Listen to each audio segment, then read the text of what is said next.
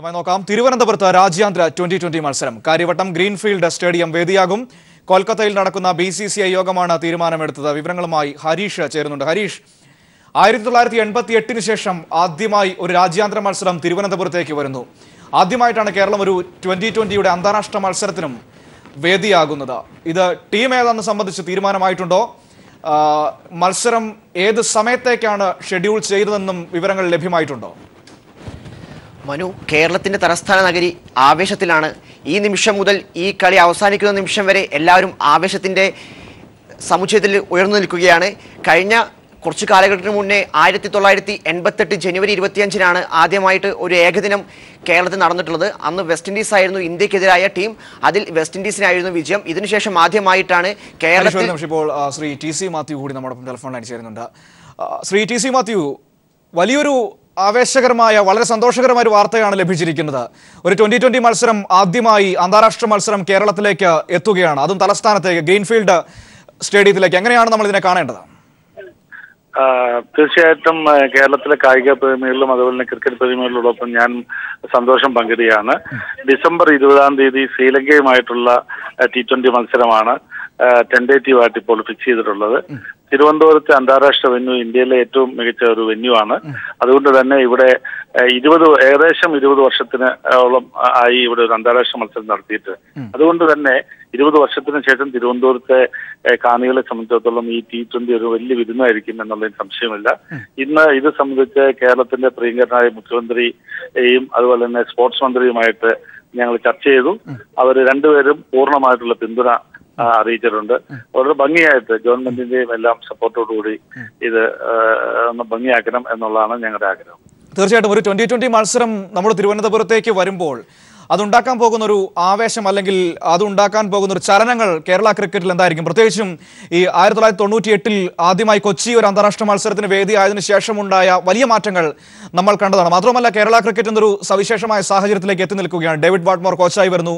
മാത്രമല്ല, നമ്മുടെ തിരുവനന്തപുരത്ത് ഒരുപാട് ക്രിക്കറ്റ് താരങ്ങൾ കടന്നു വരുന്നൊരു സാഹചര്യം. അങ്ങനെയൊക്കെ വരുമ്പോൾ ഈ ഒരു മത്സരം ഇവിടെ സൃഷ്ടിക്കുന്ന ചലനങ്ങൾ എന്തായിരിക്കും? കേരളം ഒരു ടൂറിസ്റ്റ് ഒരു വലിയ താല്പര്യമുള്ള സംസ്ഥാനമാണ്. ഡിസംബർ മാസത്തിൽ കോവളത്തും അതുപോലെ തന്നെ കേരളത്തിലും ഏറ്റവും കൂടുതൽ ടൂറിസ്റ്റുകൾ വരുന്ന ഒരു സ്ഥലമാണ്. ആ സമയവും മറ്റൊന്ന്, കേരളത്തിലെ സംബന്ധിച്ചിടത്തോളം 2 അന്താരാഷ്ട്ര വെന്യൂസ് കേരളത്തിന് ഉണ്ടാവുന്നു എന്നുള്ള മറ്റൊരു പ്രത്യേകത കൂടി.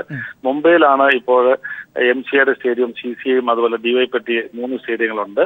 അല്ലാതെ ഉള്ള ഒരു സംസ്ഥാന അസോസിയേഷനിൽ 2 അന്താരാഷ്ട്ര വെന്യൂസ് ഉള്ളത് കേരളത്തിൽ മാത്രമാണിപ്പോൾ.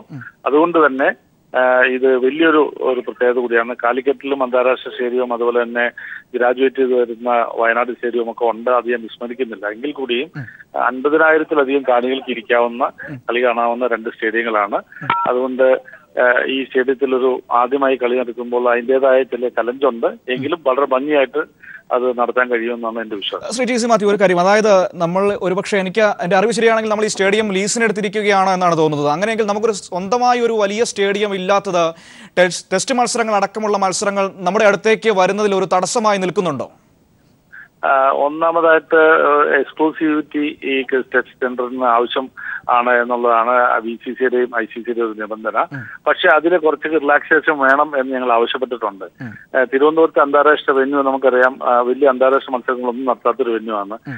ഒരു അന്താരാഷ്ട്ര വെന്യൂ എന്ന് പറയുന്ന 300-350 കോടി രൂപയും ഒക്കെ ഇൻവെസ്റ്റ് ചെയ്തിട്ട് അതിന്റെ യൂട്ടിലിറ്റി, ഒരു റിട്ടേൺ ഓൺ ഇൻവെസ്റ്റ്മെന്റ്, അത് വെച്ച് നോക്കുമ്പോൾ നമ്മൾ നിരവധിയായിട്ടുള്ള മത്സരങ്ങൾ, IPL തുടങ്ങിയിട്ടുള്ള മത്സരങ്ങൾ നമുക്ക് കൊണ്ടുവരേണ്ടതുണ്ട്. എങ്കിൽ മാത്രമാണ് ഇത് എക്കണോമിക്കലി വയബിൾ ആവുള്ളൂ. അതുകൊണ്ട് തന്നെ ഈ സ്റ്റേഡിയത്തെ പരമാവധി ഉപയോഗിക്കണം. അതുകൊണ്ട് ഇപ്പോഴത്തെ ലോധ കമ്മിറ്റി റെക്കമെൻഡേഷൻസിലൊക്കെ സ്റ്റേഡിയങ്ങളെല്ലാം മൾട്ടിപർപ്പസ് ആക്കണം എന്ന് തന്നെയാണ് അവർ ആവശ്യപ്പെട്ടിട്ടുള്ളത്. അതുകൊണ്ട് തന്നെ നമുക്ക് വളരെ പോസിറ്റീവാണ്. അതുകൊണ്ട് മറ്റ് മത്സരങ്ങൾ ഇവിടെ നടത്താൻ കഴിയുമെന്നുള്ളതാണ് എന്റെ വിശ്വാസം. അതായത് അങ്ങനെയെങ്കിൽ ഈ 2020 മത്സരം വരും കാലങ്ങളിൽ ഒരു ടെസ്റ്റ് മത്സരം അടക്കം ഇങ്ങോട്ടേക്ക് വരുന്നതിനുള്ള ഒരു സൂചനയായി നമുക്ക് കാണാൻ കഴിയുമോ? തീർച്ചയായിട്ടും അടുത്ത ഞങ്ങളുടെ അറ്റംപ്റ്റ് എന്ന് പറയുന്നത് ടെസ്റ്റ് വെന്യൂ ആക്കുക എന്നുള്ളതാണ്. കൊച്ചിയെയും അതുപോലെ തന്നെ തിരുവനന്തപുരത്തെയും ടെസ്റ്റ് വെന്യൂ ആക്കും. അതിന് എനിക്ക് ശുഭപ്രതീക്ഷയാണുള്ളത്. 1-2 വർഷത്തിനകം ഈ 2 വെന്യൂസും ടെസ്റ്റ് വെന്യൂ ആക്കാൻ കഴിയുമെന്നുള്ളത് എനിക്ക് ഇപ്പോഴത്തെ BCCIയുടെ ഭാരവാഹികളും എല്ലാവരും നമ്മുടെ സുഹൃത്തുക്കളാണ്. അതുകൊണ്ട് എനിക്ക് അതിൽ വളരെയധികം ശുഭാപ്തി വിശ്വാസമാണുള്ളത്. തീർച്ചയായിട്ടും വളരെയധികം നന്ദി ശ്രീ TC മാത്യു പ്രതികരിച്ചത്. ഏതായാലും വലിയ പ്രതീക്ഷയോടെ തന്നെയാണ് കാത്തിരിക്കുന്ന ഒരു അന്താരാഷ്ട്ര മത്സരം തിരുവനന്തപുരത്തേക്ക് വരികയാണ്. ഹരീഷ്, ഇവിടെ TC മാത്യു സ്ഥിരീകരിച്ചിരിക്കുന്നത്, അതായത് ഡിസംബർ 20-ന് ശ്രീലങ്കയുമായിട്ടുള്ള ശ്രീലങ്കൻ ടൂറിലെ ഒരു മത്സരം ഒരു 2020 ആയിരിക്കും കേരളത്തിൽ നടക്കാൻ പോവുക. തിരുവനന്തപുരത്ത് ആദ്യമായിട്ട് 2020 എത്തുമ്പോൾ അതിൻ്റെ എന്തായിരിക്കും അതിൻ്റെ ഒരു ചലനങ്ങൾ എന്നൊക്കെയാണ് നമ്മളിപ്പോൾ കണ്ടത്.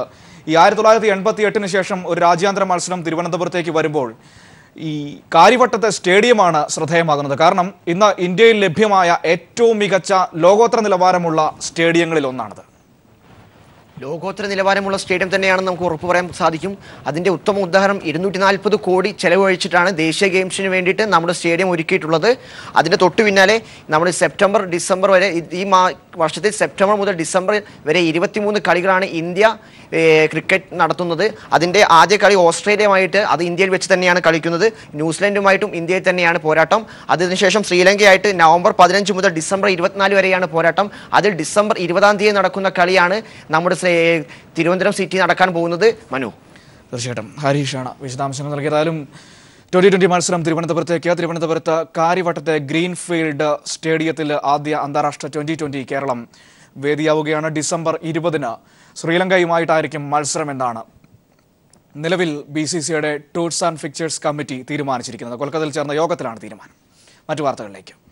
ലോക അത്ലറ്റിക് മീറ്റിൽ തന്നെ പങ്കെടുപ്പിക്കണമെന്ന ഉത്തരവ് നടപ്പാക്കാത്തതിനെതിരെ PU ചിത്ര സമർപ്പിച്ച കോടതി അലക്ഷ്യ ഹർജി ഹൈക്കോടതി ഡിവിഷൻ ബെഞ്ചിന് വിട്ടു. ഇതിനിടെ വിഷയത്തിൽ വിശദമായ സത്യവാങ്മൂലം സമർപ്പിക്കാൻ ഇന്ത്യൻ അത്ലറ്റിക് ഫെഡറേഷൻ സാവകാശം തേടി. എന്നാൽ കോടതി ഇതിന് അനുവദിച്ചില്ല. കഴിഞ്ഞ ദിവസം PU ചിത്രയുടെ കോടതി അലക്ഷ്യ ഹർജി പരിഗണിച്ച കോടതി ഇന്ത്യൻ അത്ലറ്റിക് ഫെഡറേഷനോട് വിശദമായ സത്യവാങ്മൂലം സമർപ്പിക്കാൻ നിർദ്ദേശിച്ചിരുന്നു. കോടതി ഉത്തരവ് നടപ്പിലാക്കാത്ത സാഹചര്യം വിശദീകരിച്ച് സത്യവാങ്മൂലം സമർപ്പിക്കാനായിരുന്നു നിർദ്ദേശം. എന്നാൽ ഇന്ന് കേസ് പരിഗണിച്ചപ്പോൾ ഇന്ത്യൻ അത്ലറ്റിക് ഫെഡറേഷൻ ഇത് പാലിച്ചില്ല. ഉദ്യോഗസ്ഥർ ലണ്ടനിലായതിനാൽ കൂടുതൽ സമയം വേണമെന്നായിരുന്നു ഫെഡറേഷന്റെ ആവശ്യം. ഇത് കോടതി അംഗീകരിച്ചില്ല.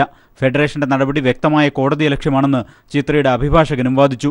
ഇത് പരിഗണിച്ച കോടതി കേസ് ചീഫ് ജസ്റ്റിസ് ഉൾപ്പെടുന്ന ഡിവിഷൻ ബെഞ്ചിന് കൈമാറുന്നതായി അറിയിക്കുകയായിരുന്നു.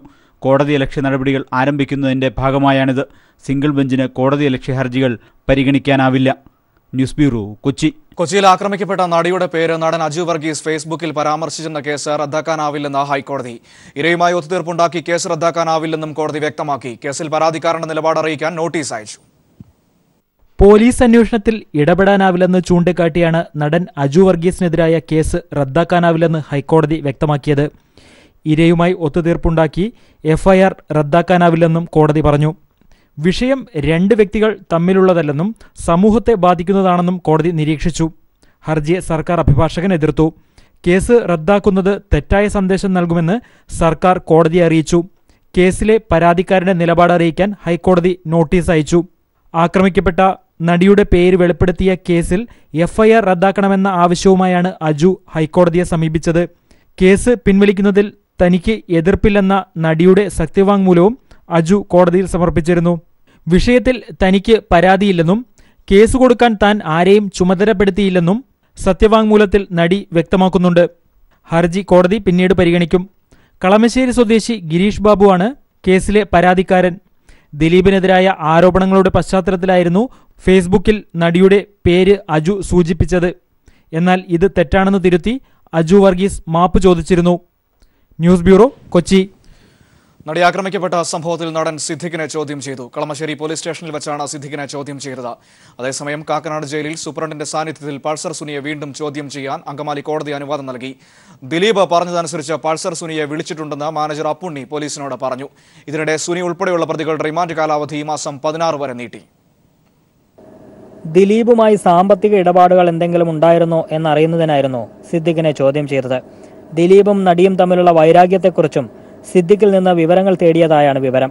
ഇതിനിടെ റിമാൻഡ് കാലാവധി അവസാനിച്ചതിനെ തുടർന്ന് പൾസർ സുനിയെയും മറ്റ് പ്രതികളെയും അങ്കമാലി കോടതിയിൽ ഹാജരാക്കി.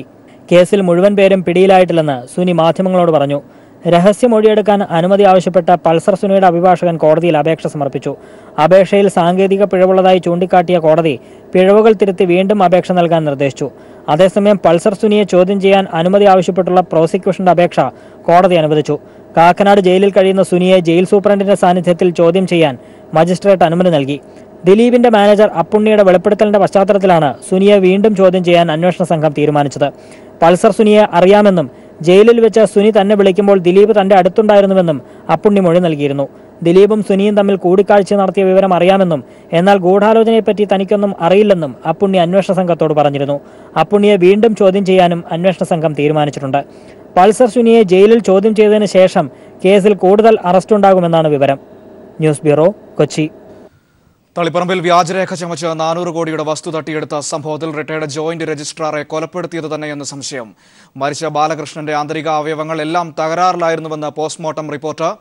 പോസ്റ്റ്മോർട്ടം റിപ്പോർട്ടിന്റെ പകർപ്പ് പീപ്പിൾ ടിവിക്ക് ലഭിച്ചു. കണ്ണൂരിലെ പ്രമുഖ മഹിളാ കോൺഗ്രസ് നേതാവായ അഭിഭാഷക ശൈലജയും ഭർത്താവും ചേർന്നാണ് വ്യാജരേഖ ചമച്ച് വസ്തു തട്ടിയെടുത്ത. വിവരങ്ങളുമായി ജോഷില ചേരുന്നുണ്ട്. ജോഷില, ഈ പോസ്റ്റ്മോർട്ടം റിപ്പോർട്ടിൽ പറയുന്ന കാര്യങ്ങൾ അനുസരിച്ച് ബാലകൃഷ്ണൻ കൊല്ലപ്പെട്ടത് എന്ന് സംശയിക്കേണ്ടി വരുന്ന കാര്യത്തിലാണോ ഉള്ളത്? തീർച്ചയായും മനു, കണ്ണൂർ തളിപ്പറമ്പിൽ സ്വത്ത് തട്ടിയെടുക്കാൻ അഭിഭാഷകയും കുടുംബവും വൃദ്ധനെ കൊലപ്പെടുത്തിയതായുള്ള ആരോപണമാണ് ഉയരുന്നത്. ഈ ആരോപണം ശരിവെക്കുന്ന രീതിയിലുള്ള പോസ്റ്റ്മോർട്ടം റിപ്പോർട്ടാണ് പുറത്തു വന്നിരിക്കുന്നത്. മാത്രമല്ല, സഹകരണ വകുപ്പ് ജോയിന്റ് രജിസ്ട്രാർ ആയിരുന്ന ബാലകൃഷ്ണൻ തിരുവനന്തപുരത്തായിരുന്നു താമസം. 2011 സെപ്റ്റംബർ 13-നായിരുന്നു ഇദ്ദേഹത്തിന്റെ അന്ത്യം സംഭവിച്ചത്. അന്ത്യം സംഭവിച്ച കാര്യത്തിൽ തന്നെയാണ് ദുരൂഹത നിലനിൽക്കുന്നതും. അദ്ദേഹത്തെ തിരുവനന്തപുരത്തുള്ള ആശുപത്രിയിൽ നിന്നും ഈ 400 കോടി രൂപയുടെ സ്വത്തിന്റെ ആസ്തിയുള്ള ഒരാളാണ് ബാലകൃഷ്ണൻ. ഇദ്ദേഹത്തിന്റെ സ്വത്തിന്റെ പവർ ഓഫ് അറ്റോർണി എഴുതി വാങ്ങിക്കാൻ അഭിഭാഷകയും പയ്യന്നൂരിലെ മഹിളാ കോൺഗ്രസിന്റെ ജില്ലാ ഭാരവാഹിയായിരുന്ന ശൈലജ എന്ന അഭിഭാഷകയും അതുപോലെ തന്നെ അവർ അഭിഭാഷക അസോസിയേഷൻ കോൺഗ്രസിന്റെ അഭിഭാഷക അസോസിയേഷൻ നേതാവ് കൂടിയാണ്. ഇവരും ഭർത്താവും ചേർന്ന് പവർ ഓഫ് അറ്റോർണി എഴുതി വാങ്ങിക്കാൻ ശ്രമിച്ചു എന്ന് തെളിയിക്കുന്ന കാര്യങ്ങൾ വന്നിരിക്കുന്നു. ഇവർ രണ്ടുപേരും തിരുവനന്തപുരത്ത് നിന്നും കണ്ണൂരിലേക്ക് കൂടുതൽ വിദഗ്ധ ചികിത്സയ്ക്കായി കൊണ്ടുവരുന്നു എന്നുള്ള രീതിയിൽ ബന്ധുക്കളാണ് എന്നുള്ള രീതിയിലാണ് എഴുതി കൊടുത്തുകൊണ്ടാണ് അവർ ഇങ്ങോട്ടേക്ക് കൊണ്ടുവരുന്നത്. എന്നാൽ കണ്ണൂരിൽ എത്തിയില്ല. മാത്രമല്ല, കൊടുങ്ങല്ലൂരിൽ വെച്ച് ബാലകൃഷ്ണന്റെ മൃതദേഹമാണ് കൊടുങ്ങല്ലൂരിലെ ആശുപത്രിയിലേക്ക് കൊണ്ടുപോകുന്നത്. ഇവിടെ നിന്നുള്ള പോസ്റ്റ്മോർട്ടം റിപ്പോർട്ടാണ് ഇപ്പോൾ പുറത്തു വന്നിരിക്കുന്നത്. ഈ പോസ്റ്റ്മോർട്ടം റിപ്പോർട്ടിൽ അദ്ദേഹത്തിന്റെ ആന്തരാവയവങ്ങൾക്ക് കാര്യമായ തകരാറുകൾ സംഭവിച്ചിട്ടുണ്ടെന്നും മാത്രമല്ല അൺനാച്ചുറൽ ഡെത്ത് ആണെന്നുമുള്ള കാര്യങ്ങൾ പോസ്റ്റ്മോർട്ടം റിപ്പോർട്ടിൽ പറഞ്ഞിരിക്കുന്നു. പോലീസിന് ഏകദേശം ഈ കാര്യങ്ങളെ കുറിച്ച് വ്യക്തത ലഭിച്ചിരിക്കുന്നു എന്ന് വേണം പറയാൻ. പയ്യന്നൂരിലെ അഭിഭാഷകയും ഭർത്താവും സഹോദരിയുമാണ് പ്രധാന പ്രതികൾ. മാത്രമല്ല, ഇതുമായി ബന്ധപ്പെട്ട് വ്യാജരേഖ ഉണ്ടാക്കുന്നതുമായി ബന്ധപ്പെട്ട് പ്രതിപട്ടികയിൽ 4 പേരാണുള്ളത്. അതിൽ തഹസിൽദാരും അതുപോലെ തന്നെ വില്ലേജ് ഓഫീസറും ഈ പ്രതിപട്ടികയിലുണ്ട്. ഈ പ്രതികളെ ഇനി അറസ്റ്റ് ചെയ്യുക എന്നുള്ള ദൗത്യം മാത്രമാണ് പോലീസിലുള്ളത്. ഇവർ ഇപ്പോൾ ഒളിവിലാണ്. ശൈലജ അടക്കമുള്ള മഹിളാ കോൺഗ്രസ് നേതാവായ ശൈലജ അടക്കമുള്ളവർ ഒളിവിലാണ് എന്നുള്ള വിവരമാണ് ഏറ്റവും അവസാനമായി ലഭിക്കുന്നത്. മനു, ശരി, ജോഷിലെയാണ് വിവരങ്ങൾ നൽകിയത്. മറ്റു വാർത്തകളിലേക്ക്. ഗ്യാസ് സബ്സിഡി നിർത്തലാക്കുന്നതിനെതിരെ പാർലമെന്റിൽ വൻ പ്രതിഷേധം. പ്രതിപക്ഷ പ്രതിഷേധത്തെ തുടർന്ന് രാജ്യസഭ പലതവണ നിർത്തിവച്ചു. സാധാരണക്കാരെ കൊള്ളയടിക്കുകയാണ് കേന്ദ്ര സർക്കാരെന്ന് സീതാറാം യെച്ചൂരി കുറ്റപ്പെടുത്തി. അനർഹർക്കുള്ള സബ്സിഡി നിർത്തലാക്കുമെന്നും എന്നാൽ പ്രധാനമന്ത്രി ഉജ്ജ്വല യോജന പദ്ധതി പ്രകാരം സബ്സിഡി നൽകുമെന്നും കേന്ദ്ര പെട്രോളിയം മന്ത്രി സഭയെ അറിയിച്ചു. 5 കോടി കുടുംബങ്ങൾക്ക് പ്രധാനമന്ത്രി ഉജ്ജ്വല യോജന പദ്ധതി പ്രകാരം നൽകിവരുന്ന ഗ്യാസ് സബ്സിഡി നിലനിർത്തി മുഖം രക്ഷിക്കാനുള്ള ശ്രമത്തിലാണ് കേന്ദ്ര സർക്കാർ. പാചകവാതക സബ്സിഡി മാർച്ച് വരെ മാത്രമാക്കിയതിനെതിരെ പാർലമെന്റിന്റെ ഇരുസഭകളിലും വൻ പ്രതിഷേധമുയർന്നു. ഇതേ തുടർന്നാണ് സബ്സിഡി വിഭജിക്കുന്ന കാര്യം രാജ്യസഭയിലുണ്ടായിരുന്ന പെട്രോളിയം മന്ത്രി ധർമ്മേന്ദ്ര പ്രധാൻ അറിയിച്ചത്. എന്നാൽ ഇത്തരം നടപടികളല്ല, ഉത്തരവ് തന്നെ പൂർണ്ണമായും പിൻവലിക്കണമെന്നാവശ്യപ്പെട്ട് പ്രതിപക്ഷം നടുത്തളത്തിലിറങ്ങി. അന്താരാഷ്ട്ര വിപണിയിൽ ക്രൂഡ് ഓയിൽ വില താഴുമ്പോഴാണ് കേന്ദ്ര സർക്കാർ സബ്സിഡി എടുത്തുകളഞ്ഞ് സാധാരണക്കാരെ കൊള്ളയടിക്കുന്നതെന്ന് സീതാറാം യെച്ചൂരി കുറ്റപ്പെടുത്തി. ഗ്യാസ് വില താങ്ങാനാകാതെ വീണ്ടും പാവപ്പെട്ട സ്ത്രീകൾ വിറകടുപ്പുകളെ സമീപിക്കുന്നത് ആരോഗ്യ പ്രശ്നങ്ങൾ ഉണ്ടാക്കുമെന്ന കാര്യവും കേന്ദ്ര സർക്കാർ ഓർമ്മിക്കണമെന്ന് യെച്ചൂരി പറഞ്ഞു. സമാജ്വാദി, JDU, തൃണമൂൽ കോൺഗ്രസ് അംഗങ്ങളും പ്രതിഷേധത്തിൽ അണിനിരന്നു. ഇതേ തുടർന്ന് 2 തവണ രാജ്യസഭ നിർത്തിവച്ചു. ലോക്സഭയിൽ അടിയന്തര പ്രമേയമായി വിഷയം ഉന്നയിക്കപ്പെട്ടെങ്കിലും സ്പീക്കർ അനുവദിച്ചില്ല. തുടർന്ന് ശൂന്യവേളയിൽ PK Shrimati, KC Venugopal, NK Premendran തുടങ്ങിയവർ വിഷയം സഭയുടെ ശ്രദ്ധയിൽ കൊണ്ടുവന്നു. News bureau, Delhi. പാചകവാതക സബ്സിഡി നിർത്തലാക്കാനുള്ള സർക്കാർ നിർദ്ദേശത്തിനെതിരെ രാജ്യവ്യാപക പ്രതിഷേധം. കുടുംബ ബജറ്റ് താളം തെറ്റിക്കുകയാണ് നരേന്ദ്രമോദി സർക്കാരെന്ന് വീട്ടമ്മമാർ പ്രതികരിച്ചു. 18 കോടി ഗാർഹിക ഉപഭോക്താക്കൾക്ക് വൻ സാമ്പത്തിക ബാധ്യതയ്ക്കാണ് തീരുമാനം വഴിവെക്കുക. സബ്സിഡി നിർത്തലാക്കാനുള്ള സർക്കാർ നിർദ്ദേശം അംഗീകരിക്കില്ലെന്ന് പ്രതിപക്ഷം വ്യക്തമാക്കി.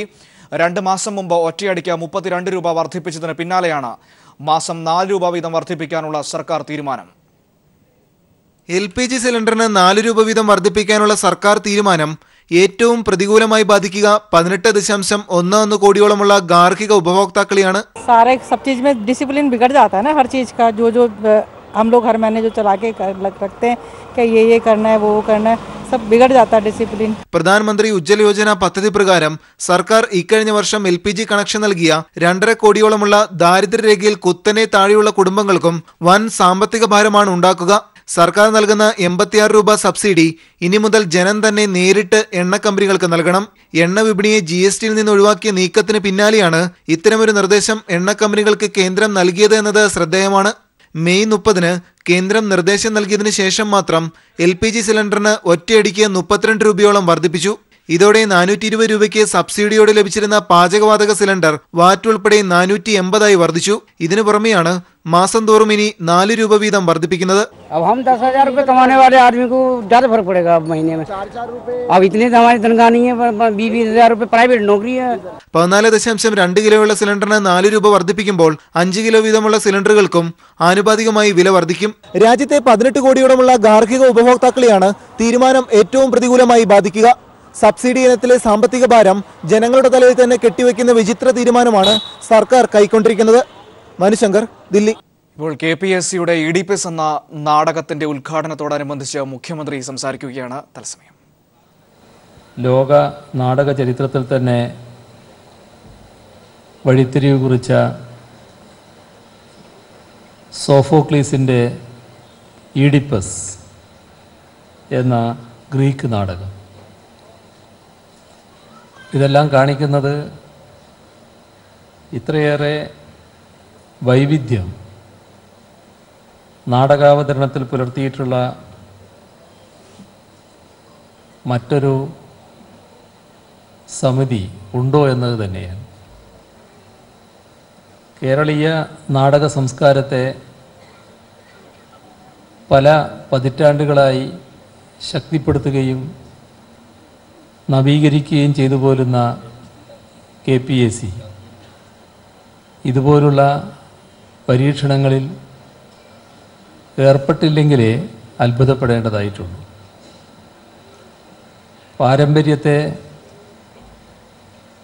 ആധുനികതയുമായി കണ്ണുചേർക്കുന്ന ഒരു സവിശേഷ രീതി എപ്പോഴും KPSC പുലർത്തിപ്പോന്നിട്ടുണ്ട്. പുരോഗമന വിപ്ലവ പ്രസ്ഥാനത്തിന് നൽകിയിട്ടുള്ള രാഷ്ട്രീയ സംഭാവനകൾ മുൻനിർത്തി എന്നതുപോലെ തന്നെ നാടക നവീകരണത്തിന് നൽകിയിട്ടുള്ള കലാപരമായ സംഭാവനകൾ അതുകൂടി കണക്കിലെടുത്തു വേണം KPSCയെ വിലയിരുത്തേണ്ടത്. AD 5-ാം നൂറ്റാണ്ടിന് മുൻപെന്നോ ജീവിച്ചിരുന്ന ശൂദ്രകൻ്റെ മൃച്ഛകടികം അവതരിപ്പിച്ച KPSC ഇപ്പോൾ BC 5-ാം നൂറ്റാണ്ടിൽ ജീവിച്ചിരുന്ന സോഫോക്ലീസിൻ്റെ ഈഡിപ്പസാണ് അവതരിപ്പിക്കുന്നത്. ലോകത്തിലെ ഏറ്റവും വലിയ വൈയക്തിക ജീവിത ദുരന്തം അനുഭവിക്കേണ്ടി വന്ന രാജാവെന്ന നിലയിലാണ് ഈഡിപ്പസ് ഗ്രീക്ക് മിത്തോളജിയിൽ ഉയർന്നു നിൽക്കുന്നത്. ഇവിടെ പ്രസ്താവിച്ചു, അത് അച്ഛനെ കൊന്ന് അമ്മയെ വിവാഹം കഴിക്കേണ്ടി വരുന്ന ദുരന്തം, അതും സ്വയം അറിയാതെ. ആ പ്രക്രിയയിലൂടെ വ്യക്തിത്വത്തിൻ്റെയും കുടുംബത്തിൻ്റെയും നാടിൻ്റെയും സർവനാശത്തിലേക്കുള്ള വഴിയാണ് തുറക്കപ്പെടുന്നത്. മനഃശാസ്ത്രത്തിൻ്റെ കുലപതിയായ സിഗ്മണ്ട് ഫ്രോയിഡ് ഈഡിപ്പസ് കോംപ്ലക്സ് എന്ന മനഃശാസ്ത്ര തത്വം രൂപപ്പെടുത്തിയതുപോലും ആ ജീവിതത്തെ മുൻനിർത്തിയാണ്. ആ ദുരന്ത നാടകമാണ് വർത്തമാനകാല പ്രസക്തിയോടെ KPAC അവതരിപ്പിക്കുന്നത്. രചനാഭംഗി കൊണ്ടും ഇതിവൃത്തത്തിൻ്റെ പുതുമ കൊണ്ടും മനഃശാസ്ത്ര മാനങ്ങൾ കൊണ്ടും വിശ്വനാടകവേദിയിൽ വിശിഷ്ടമായ സ്ഥാനം നേടിയിട്ടുള്ള നാടകമാണ് സോഫോക്ലീസിൻ്റെ ഈഡിപ്പസ്. വൈകാരിക തീവ്രതയുള്ള ഈ വിശ്വനാടകം അരങ്ങത്തേക്ക് കൊണ്ടുവരിക എന്നത് തീർച്ചയായും വലിയൊരു വെല്ലുവിളിയാണ്. ഈ വെല്ലുവിളി ഏറ്റെടുക്കുന്ന KPACക്ക് എല്ലാ വിജയവും ആശംസിക്കുന്നു. നമ്മുടെ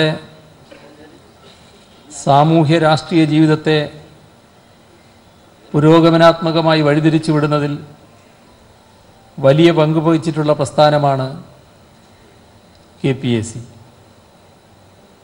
വടക്ക് KT മുഹമ്മദിൻ്റെ ബ്രദേഴ്സ്, കൊച്ചിയിൽ PJ ആൻ്റണിയുടെ പ്രതിഭ, തിരുവിതാംകൂറിൽ തോപ്പിൽ ബാസിയുടെ KPAC. ഈ 3 നാടക സമിതികൾ കേരളീയ സമൂഹത്തിൻ്റെ കാഴ്ചപ്പാടുകളെ വിപ്ലവാത്മകമായി പുതുക്കിപ്പണിതു എന്ന് പറയാം. KPACയുടെ പേര് പറയുമ്പോൾ ഇവിടെ സ്വാഗത പ്രസംഗത്തിൽ സൂചിപ്പിച്ചതുപോലെ, സ്വാഗത പ്രസംഗത്തിലല്ല അതിനുശേഷം എടുത്തു പറഞ്ഞതുപോലെ, ഒരുപാട് മുഖങ്ങൾ നമ്മുടെ മനസ്സിൽ വന്നു തെളിയും. Kesavan Potti sir, Janardhanakurup, Thoppil Bhasi, Kambissery, ONV, Vayalar, KS George, KPAC Sulochana, ഇങ്ങനെ ആ നിര എത്രയോ പ്രഗത്ഭമതികൾ ഉൾക്കൊള്ളുന്നതാണ്. ഇവരൊക്കെ ചേർന്ന് രൂപപ്പെടുത്തിയ അതിവിശിഷ്ടമായ ആ നാടക സംസ്കാരം നമ്മുടെ ചരിത്രത്തിൻ്റെ അവിഭാജ്യ ഭാഗമാണ്. അല്പം കൂടി ചരിത്രത്തിലൂടെ പിന്നിലേക്ക് പോയാൽ K. ദാമോദരൻ്റെ പാട്ടബാക്കി, VT ഭട്ടതിരിപ്പാടും പ്രേംജിയും EMSഉം മറ്റും ചേർന്ന് അവതരിപ്പിച്ച അടുക്കളയിൽ നിന്ന് അരങ്ങത്തേക്ക്, ചെറുകാടും കൂട്ടരും അവതരിപ്പിച്ച നമ്മളൊന്ന് തുടങ്ങിയ എത്രയോ KPACയുടെ ഈഡിപ്പസ് എന്ന നാടകം ഉദ്ഘാടനം ചെയ്തുകൊണ്ട് മുഖ്യമന്ത്രി സംസാരിക്കുകയായിരുന്നു തിരുവനന്തപുരത്ത്.